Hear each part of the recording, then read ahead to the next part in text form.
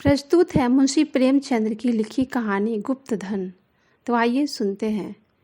बाबू हरिदास का ईंटों का बजावा शहर से मिला हुआ था। आसपास के गांवों से सैकड़ों स्त्री पुरुष लड़के नित्य आते और बजावे से ईंट सिर पर उठाकर ऊपर कतारों में सजाते।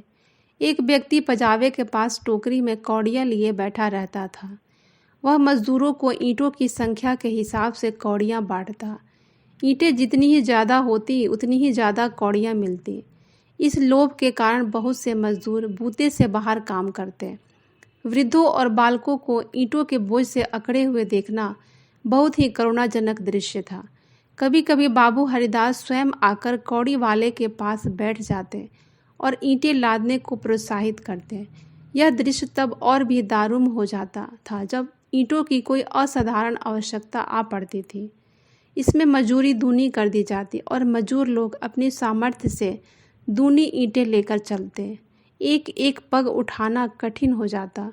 उन्हें सिर से पैर तक पसीने में डूबे बजावे की राख चढ़ाए ईंटों का एक पहाड़ सिर पर रखे बोझ से दबे देखकर ऐसा मालूम होता था कि मानो लोभ का भूत उन्हें जमीन पर पटक कर उनके सिर पर सवार हो गया है। सबसे करुण दशा एक छोटे बालक की थी जो हमेशा अपने अवस्था के बच्चों से दुगनी ईंटें उठाता और सारे दिन बिना विश्राम किए परिश्रम और धैर्य के साथ अपने काम में लगा रहता। उसके मुख पर दीनता छाई रहती थी। उसका शरीर इतना कमज़ोर था कि उसे देखकर दया आ जाती थी।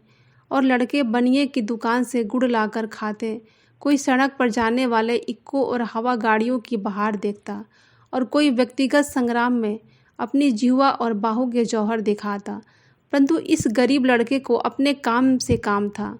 उसमें ना तो लड़कपन की चंचलता थी, न शरारत, न खिलाड़ीपन, यहाँ तक कि उसके होठों पर कभी हंसी भी ना आती थी।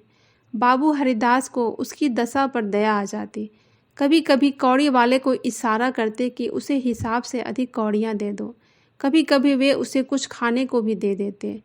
एक दिन बाबू हरिदास ने उस लड़के को बुलाया और अपने पास बिठाकर उसके हाल समाचार पूछने लगे। तब उन्हें ज्ञात हुआ कि उसका घर पास ही के गांव में है। घर में उसकी बूढ़ी माता के सिवा कोई और नहीं और वह भी किसी पुराने रोग से ग्रस्त रहती है। घर का सारा भार इसी लड़के के सिर पर था। कोई उसे रोटियां बनाकर देने वाला भी न था। शाम को जाता था तो अपने हाथों से रोटियां बनाता और माँ को खिलाता था। वह जाति का ठाकुर था। किसी समय उसका कुल धन्य धान्य से संपन्न था। लेन देन होता था और शक्कर का कारखाना चलता था। कुछ जमीन भी थी, लेकिन भाइयों की स्पर्धा और विद्वेष ने उसे इतनी हीन अवस्था में पहुंचा दिया था कि अब रोटियों के लाले पड़े हुए थे। लड़के का नाम मगन सिंह था। उस लड़के की व्यथा जानकर हरिदास ने उससे पूछा, बेटे, गांव वाले तुम्हारी कुछ मदद नहीं करते? मगन बोला, वे क्या मदद करेंगे? उनका वश चले तो मुझे ही मार डाले। सब समझते हैं कि मेरे घर में रुपए गड़े हैं। हरिदास ने उत्सुकता से पूछा, पुराना घर है, कुछ न कुछ तो होगा ही। तुम्हारी माँ ने इस विषय में तुमसे कुछ नहीं कहा? मगन बोला, नहीं बाबूजी, एक पैसा भी नहीं है। अगर होते तो अम्मा इतनी तकलीफ क्यों उठाती? बाबू हरिदास मगन सिंह से इतने प्रसन्न हुए कि उसे मजदूरों की श्रेणी से उठाकर अपने नौकरों में रख लिया।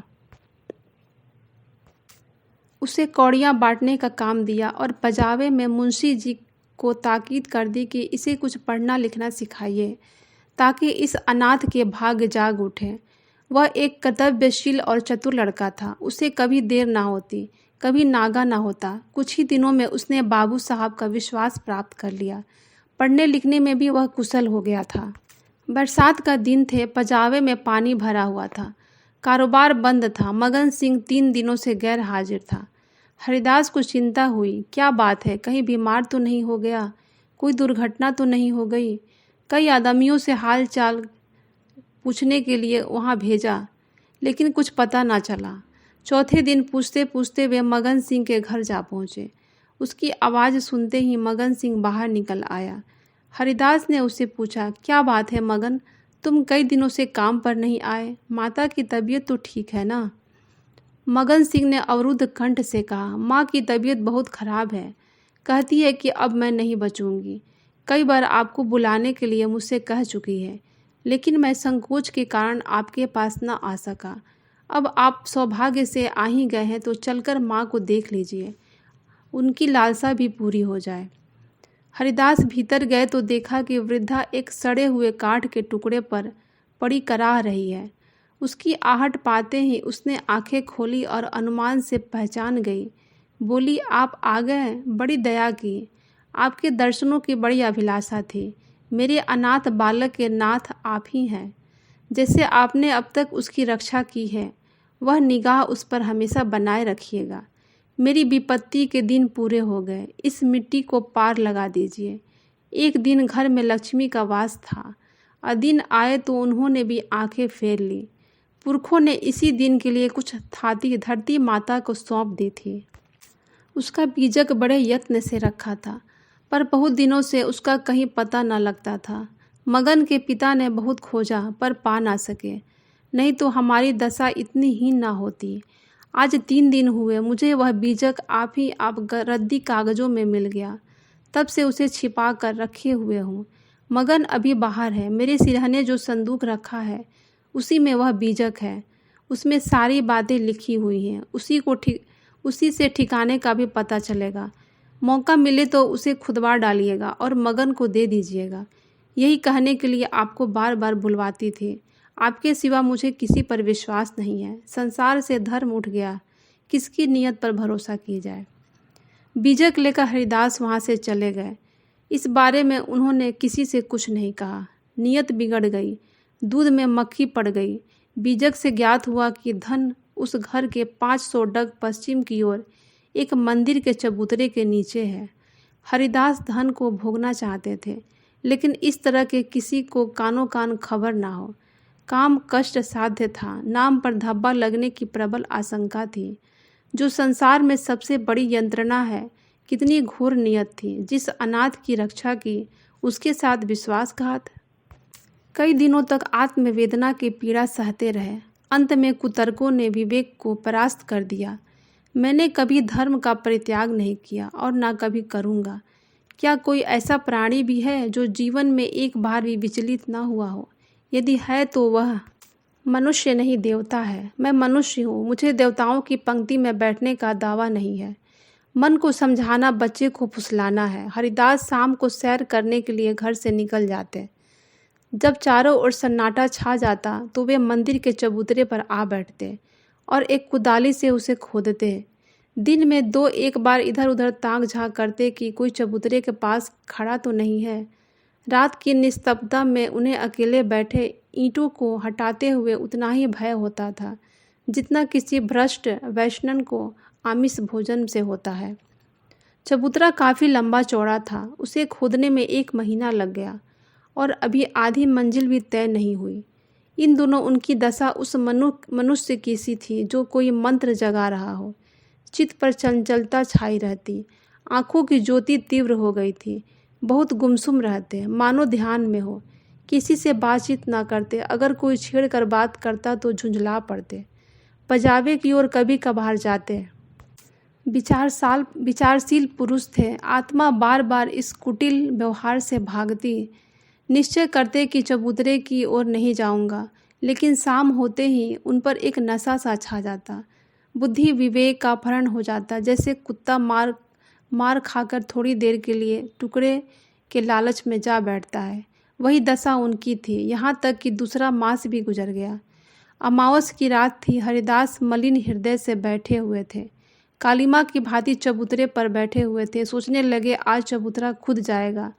जरा देर तक और मेहनत करनी पड़ेगी। कोई फिक्र नहीं। घर के लोग चिंतित हो रहे होंगे, लेकिन अभी निश्चित नहीं हुआ जाता कि चबूतरे के नीचे क्या है।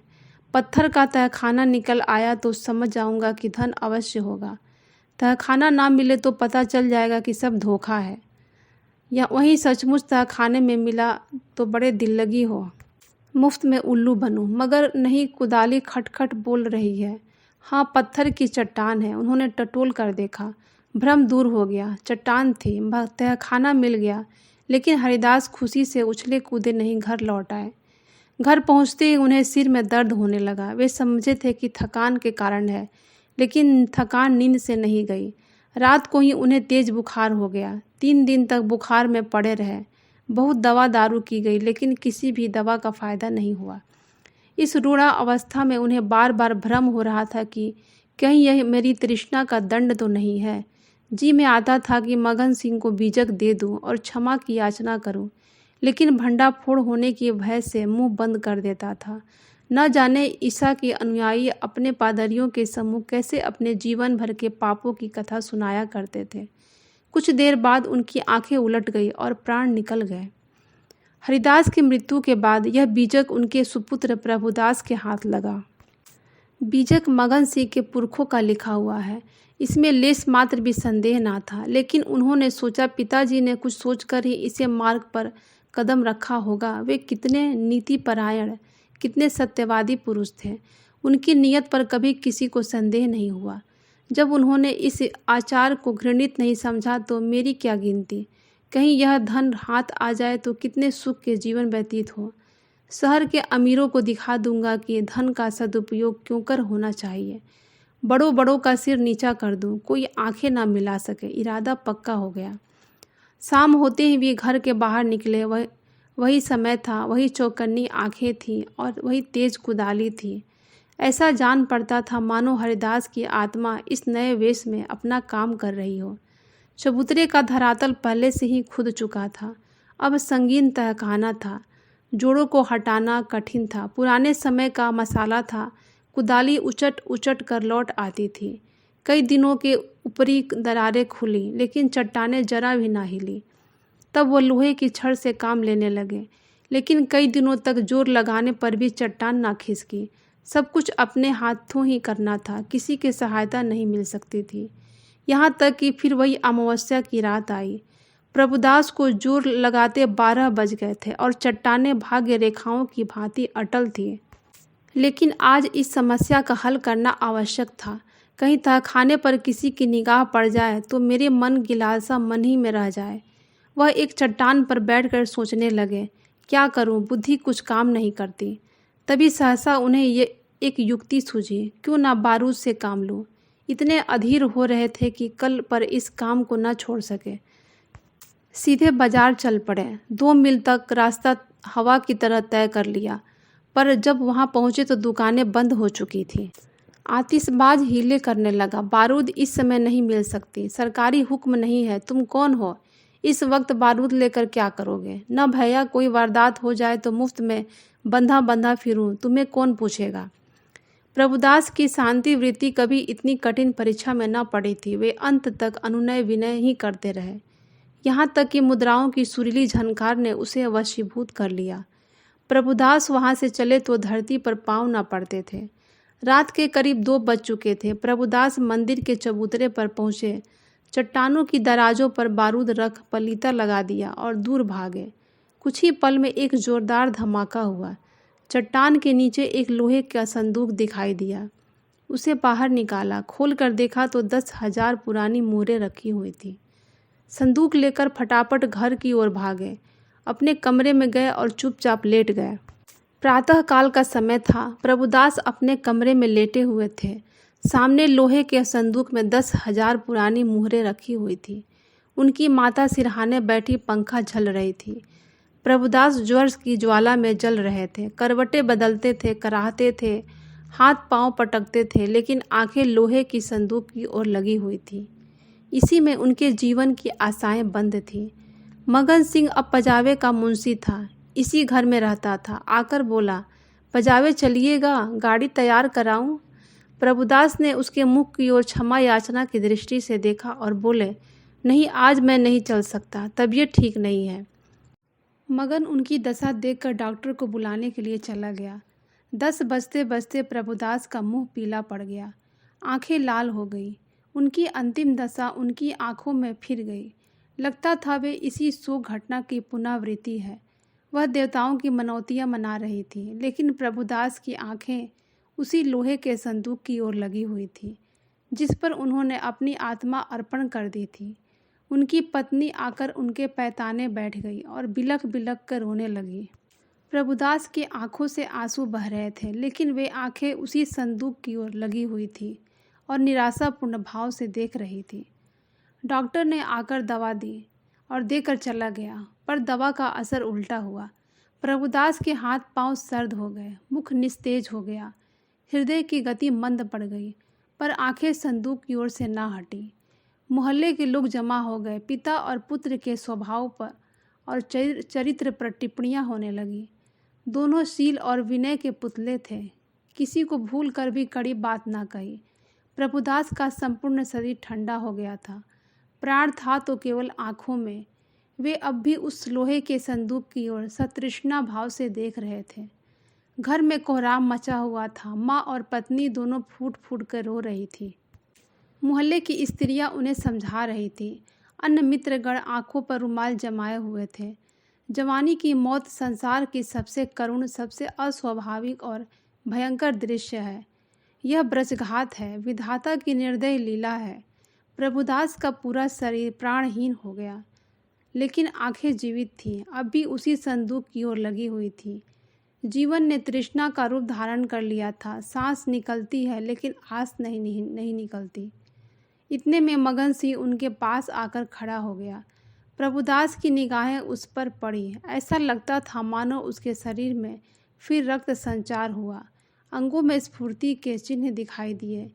इशारों से अपने मुंह के नज़दीक बुलाया, उनके कान में कुछ कहा। एक बार लोहे के संदूक की ओर इशारा किया और आंखें पलट गई।